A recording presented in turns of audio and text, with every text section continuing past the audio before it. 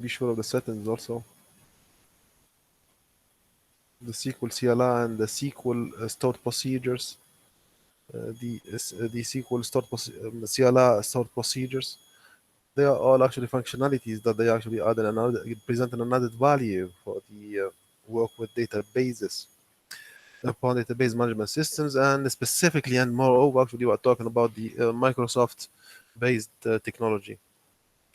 The first definition I'm going to give it to you actually, and we already know about that actually. The server side actually stored procedures. The best option for us to implement is the CLR. The CLR actually it's a runtime technology. It can be a programming language. It can be defined and seen as a programming language. It can be actually a platform that can be managed upon runtime. It can be a solution, technical solution that be manifested over a stored procedure also. So three things actually we can define them as a CLR, common language runtime, common language runtime. This is a technology that the TSQL has brought to life, and it is specifically dedicated to the Microsoft framework. So it is not only a stored procedure server side. Remember, since we are able to integrate compliant parties when we talk about segregated and a distributed project in between the front end solution, the front end API, whatever it is, and the back end, which is the server, the database server, the SQL server specifically talking. We are dealing with a framework that interoperates those components. Mainly it is the .NET. Mainly it is the .NET. To let actually the C# in our context as per our book, solutions, functions, or whatever, classes and procedures, call and refer to the stored procedures, which are the CLR running in the server side. How? The C# is a specific programming language group of commands and queries, no, not queries, but commands and instructions. And in the back end, we have a list of queries, sort of queries, TSQL written queries. Create a procedure, create, I don't know, view or something like that. How they would operate. This is Arabic and this is Chinese. They would not understand each other. No, due to the framework, which is the .NET, there is a channel to do so. There is a path. We can do that. We can interconnect them and make them interoperate. We saw that last class, and let's pass through the same thing actually to refresh and to make you be ready for what would come. The CLR actually can be seen upon 5 mainly defined entities, which are the stored procedures themselves. So the block of script in the server side, the whatever, we'll see them one by one.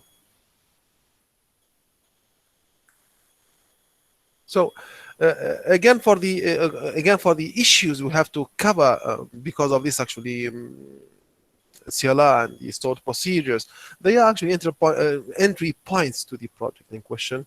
So whenever we are implementing a stored procedure or a CLR or a CLR stored procedure, one of the three in a project, we are creating an entry point. We are given an entry point, and all of them, the stored procedures, the CLR stored procedure, and the CLR, all of them, they are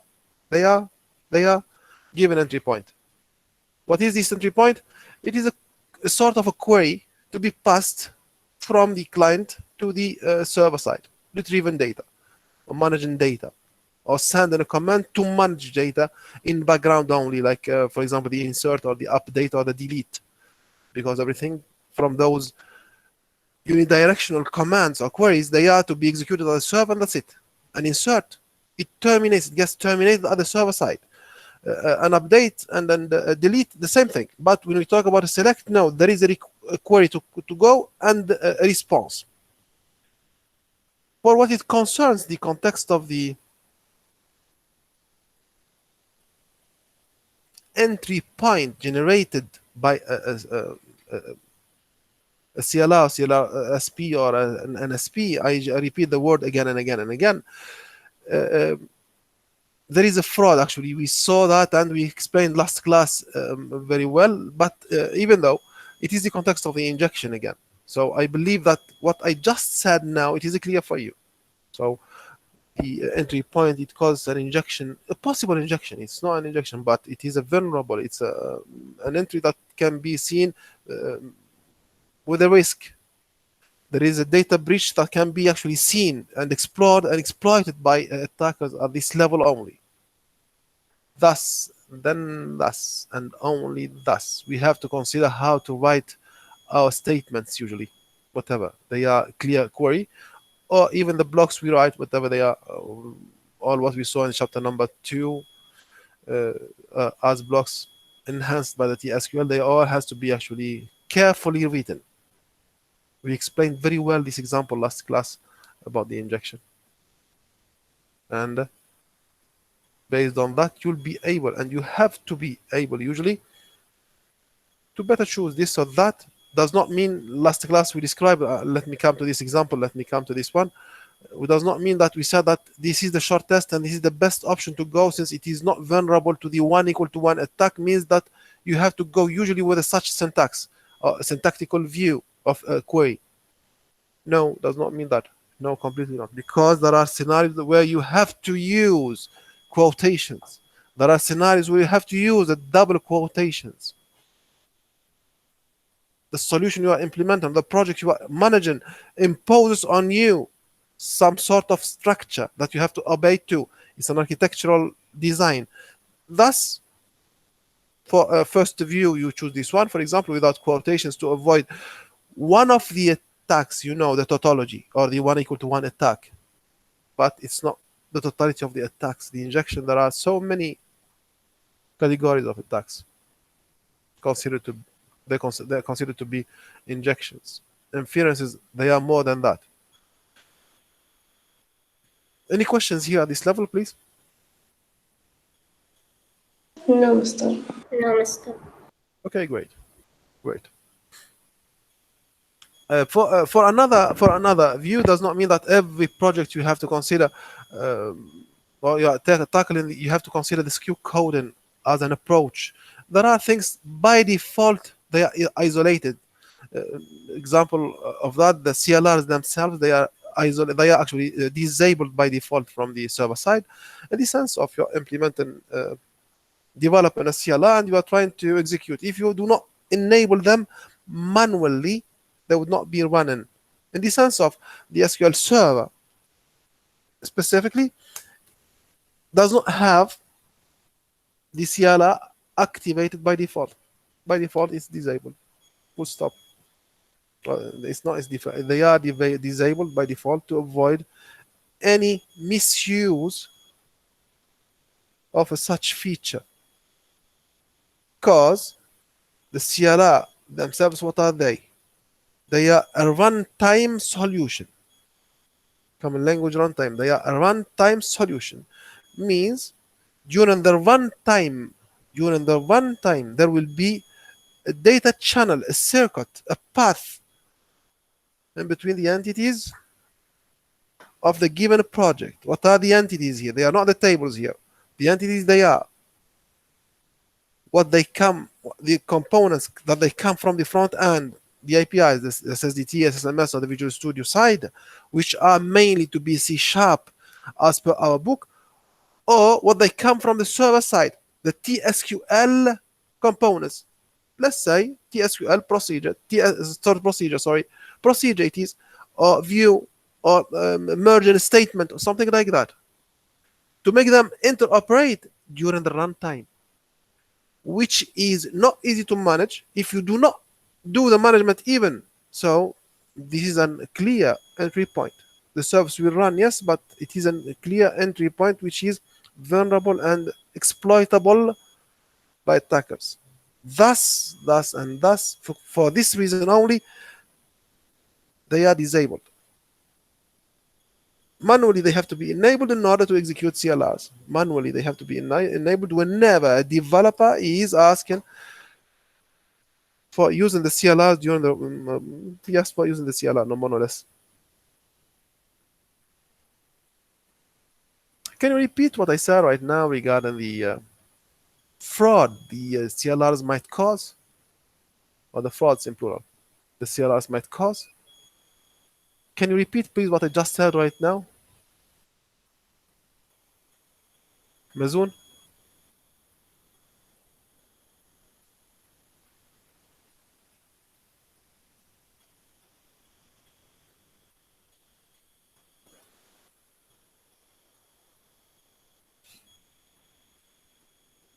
Mazoon,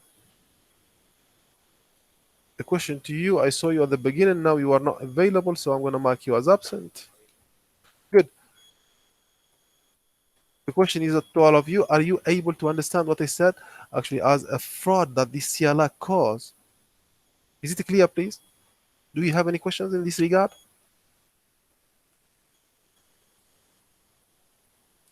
No, doctor. Okay, I believe that it is clear. That's good. So that's great. We continue. Since we were talking that the CLR causes a fraud during the runtime, and this is due to the interoperation and this interoperability of the different components, the heterogeneous components. What are they? Those heterogeneous components. We said that the front end solutions, when developing a project, they are, in as per our book, they are C sharp components. They are C sharp components, C sharp entities, whatever they are, procedures, functions, or procedure views, all of them they are written in C sharp. And the back end solutions, they are all TSQL based. They are all TSQL solutions,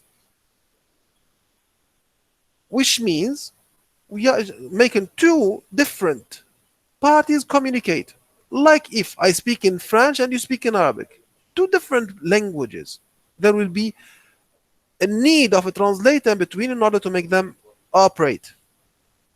So, and only so, there are different components that they can be seen communicating together to accomplish the run of the project.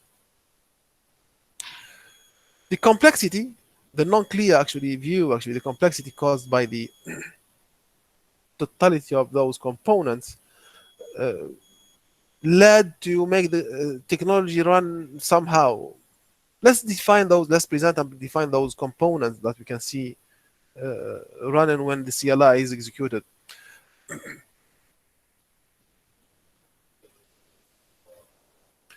CLIs actually they integrate the use of the environment assemblies. CLIs they are Microsoft based, and the TSQL is Microsoft based, and the SQL Server is Microsoft based, and the front end APIs they are Microsoft based, and all of the things they are running on a Microsoft based environment, the Microsoft Windows operating systems. They are running on a framework which is the .NET framework. The .NET is a Microsoft feature that helps all those heterogeneous components or devices interoperate. It is the framework where all of them they run, the .NET framework.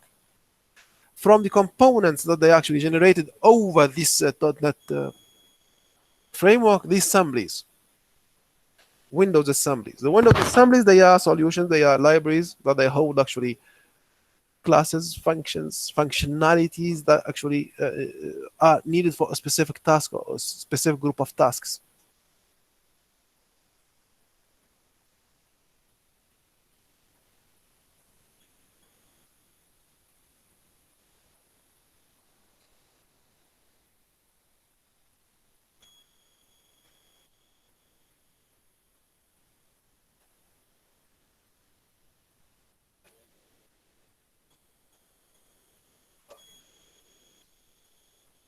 We cannot talk about assemblies in a Microsoft environment unless we talk about the .NET framework, because they are running only on a Microsoft environment only. They are like that. They are defined with Microsoft, and they are running on a Microsoft solution, no more, no less. Um, they are actually used by the common language runtime of this Microsoft framework, .NET framework, and they are handled by Windows installer to, let's say, deal with different components, different functionalities from the framework.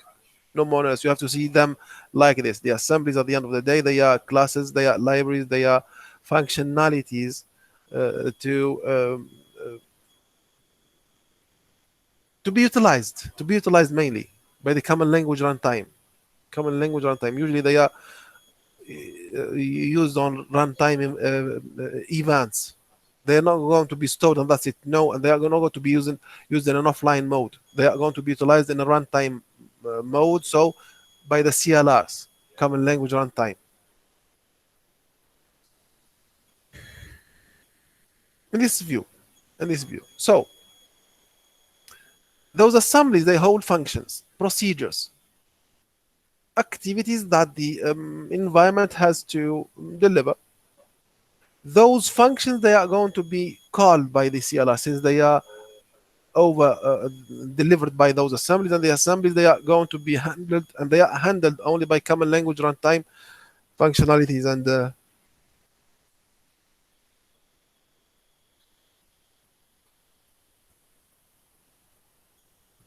event, common language runtime event. In addition to the functionalities, there are dedicated types. Dedicated to whom? To the SQL server, to the environment where the concern of the project, the data store of the project.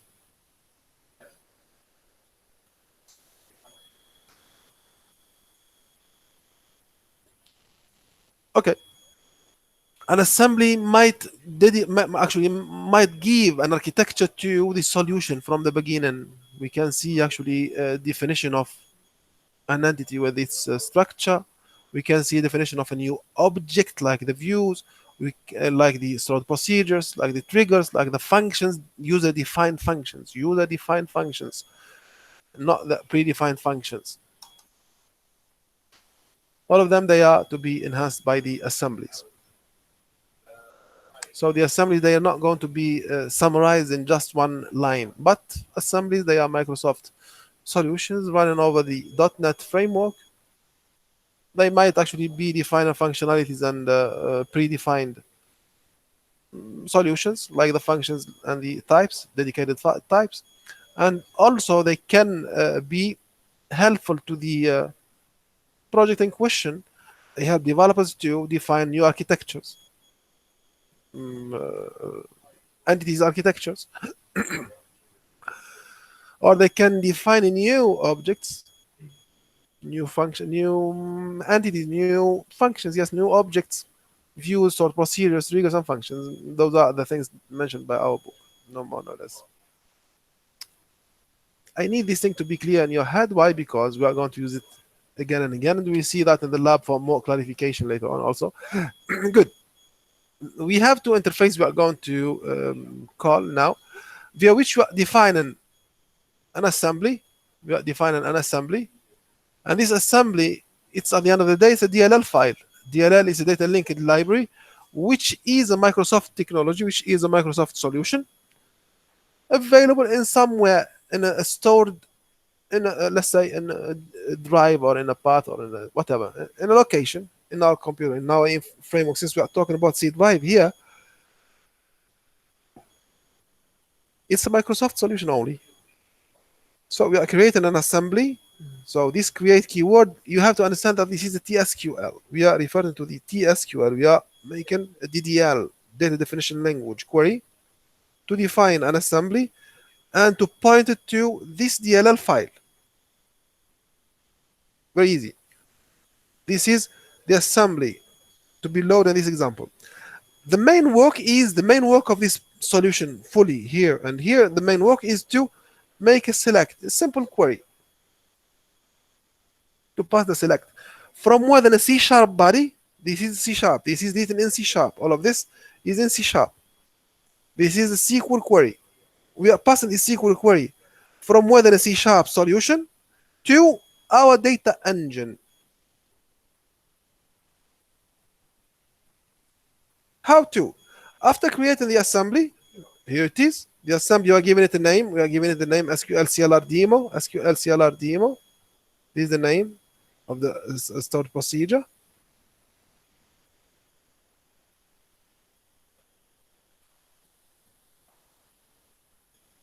SQL CLR demo. This is the name of the SQL CLR the stored procedure. Sorry, this is the assembly.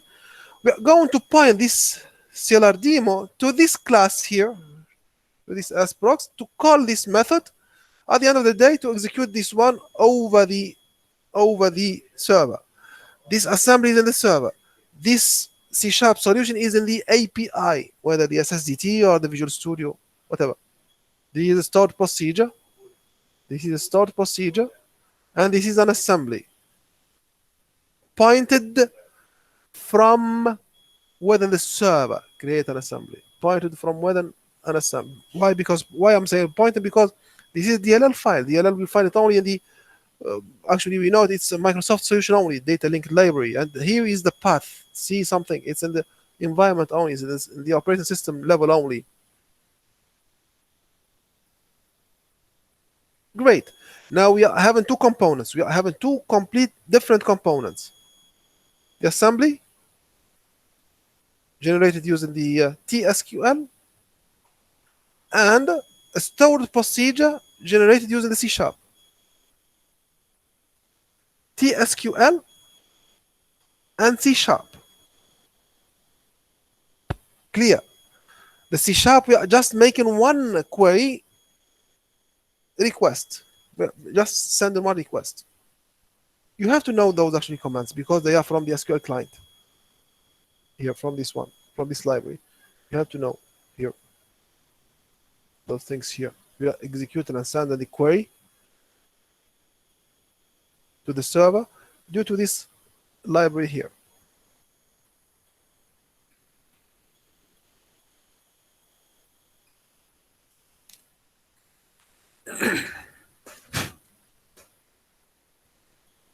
Specifically, let me explain them. Actually, the SQL command here is from the SQL client. The SQL command is from the SQL client. This execute and send, it's from the server. We are calling the server to execute this command. No more, no less. Good. Let's see how we are making those two different components interoperate. How to operate this block to execute it over the server. Great.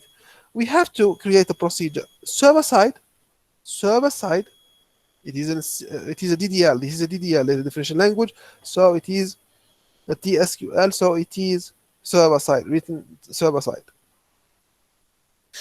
So that means server side means on the database management system itself, on top of the DBMS.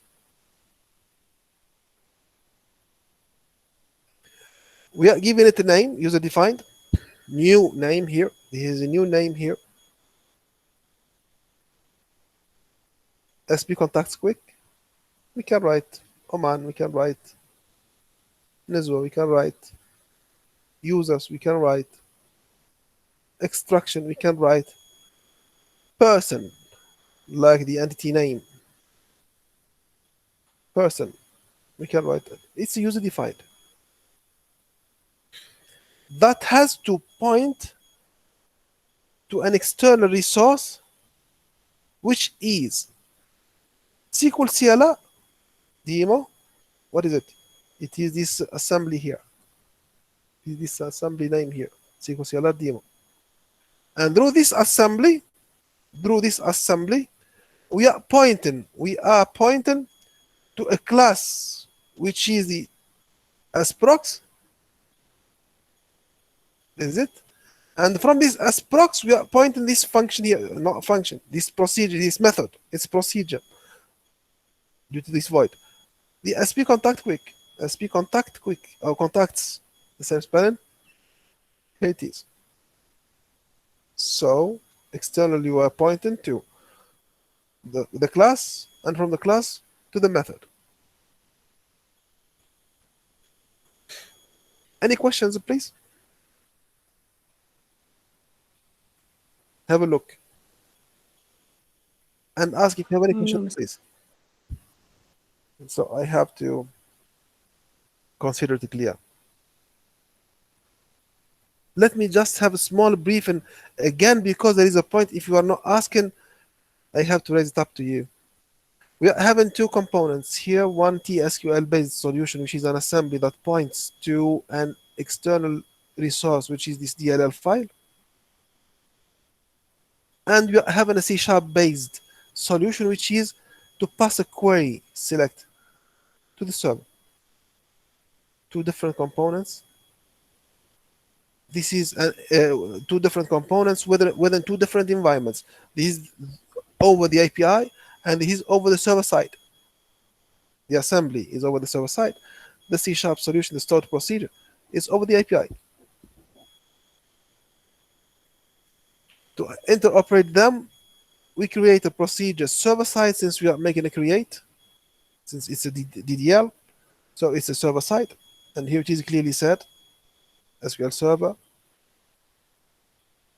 So we're giving it the name, yes, and we are externally linking this demo, this SQL CLR demo. The name here is the name also. The name here is user defined here, but here we have to use the same name. We have to respect over which. What is it? This one SQL CLR here, SQL CLR demo. It's the TSQL solution. How we are using here to create this procedure here, this TSQL from here to point what? The sprox. What is this sprox? It's a class written in C#. How come to call from this SQL CLR demo this sprox? If you answer 2 marks in the final، تختار انت المكان، هم 2 marks out of 100.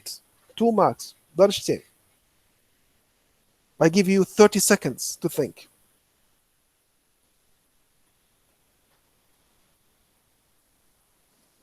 What question is that? How we are pointing the sprox, which is a C#, from this SQL CLR, which is a TSQL here. How we are calling this sprox here over this from this SQL CLR demo, which are two different components. This is SQL CLR demos, TSQL, and this is the sprox, it's a C#. How we are pointing this from there.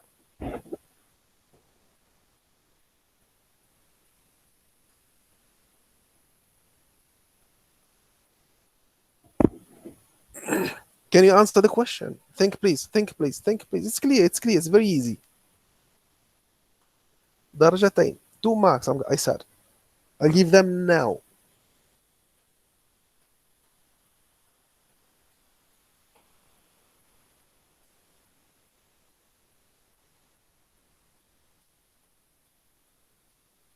ما زلتوا تحاولوا؟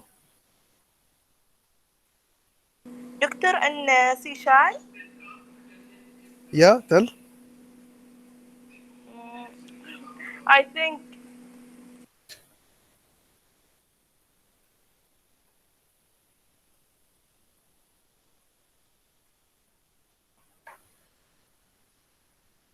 There is nothing to think. Actually, it's very easy. It's very easy. We are pointing through this TSQL, this procedure, which is C#. Why? Because the assembly, the DLL file, which is a Microsoft, which is the assembly we are generating, it is extracting the content of this query, of this stored procedure here. From this stored procedure, this DLL has been generated. From this stored procedure, this DLL has been generated. And when we point from this assembly TSQL solution, the sprox, it is not this one, but it's the one from inside this DLL. So here, when we say SQL CLR demo dot sprox dot sp contacts quick, this sprox, which one? Is it the one written here or the one that already is put inside this DLL? Is the one that already put inside this DLL. So from this one, this SQL CLR demo, which is the assembly, we go to the sprox that is generating this DLL, that it is available inside this DLL. Very easy. So we use this C# solution to create an assembly, which is a DLL file, and this DLL file would be actually pointed by this assembly. using the TSQL only. Thus, this syntax here would be correct. This syntax here would be correct. So to execute it, you just call the name of what? This procedure here. This procedure here will launch this execution, which is at the end of the day to point this one to the sprox and this sprox to this method here, and this method will call this select star. Select star from person. That's it. It is in this behavior. I hope it's clear. We continue very easy.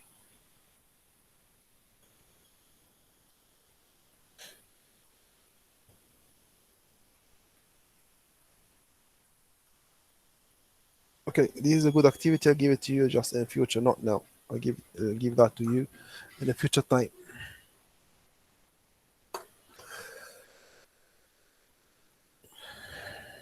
Sort of a solution, suggested solution, no more, no less. Okay. From another perspective, the secure coding actually, when we talk about a secure coding as a perspective via which we secure our solution, or the entities that they actually are implemented in a project, they are secured. From the perspective is that we do hide. We go behind hiding the functionality architecture, the functionality itself, the full function or the full procedure, we hide it. From whom? From the end users. They only get the service result. Here, the server-side data, actually, it's one of the methodologies we refer to reach this level of security. We access data that it is available on the server side, and we guarantee the access. We assure that the access is done. So scripts, solutions that would be actually implemented, they would be developed over the server, and whenever needed during the runtime, there will be a request granted access to that script over the server. So we talk about server-side data access. In this regard, we are just implementing a way via which we are hiding a functionality or a list of functionalities in the we're not making a singular or plural. So there would be actually resources, not data in a data store. Not data in a data store. We are talking about all what we are going to implement. It might be data, yes, but not only, because we are talking about stored procedures. So there is a script. There is a script to be considered also. All of these server-side content are considered with this. Server-side, we can find the entities. Yes, we can find stored procedures like the CLRs. We might find views. We might find merge statements. More than one object, you can find it over the server side. So not only the entities, the database and the entities. What we actually can see that the SQL Server is enhancing is the implementation of the metadata functionalities, dedicated metadata functionalities. We are seeing two dedicated methods respectively for managing the metadata. The metadata, as per a definition, is an extra value to clarify, to give hints.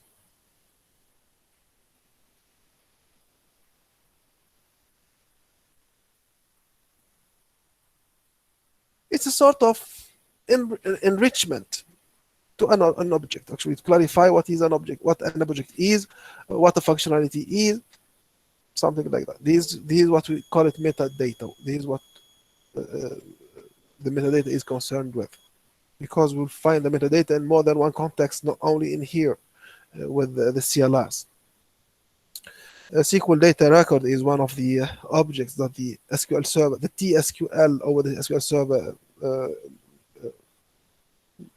this is one of the two methods that they manage those metadata, the SQL data record and the SQL metadata. Two methods actually dedicated for managing the metadata, no more, no less. So tactically, if we find time, we'll implement that on the lab only. So I'll stop at this level. I'll stop at this level.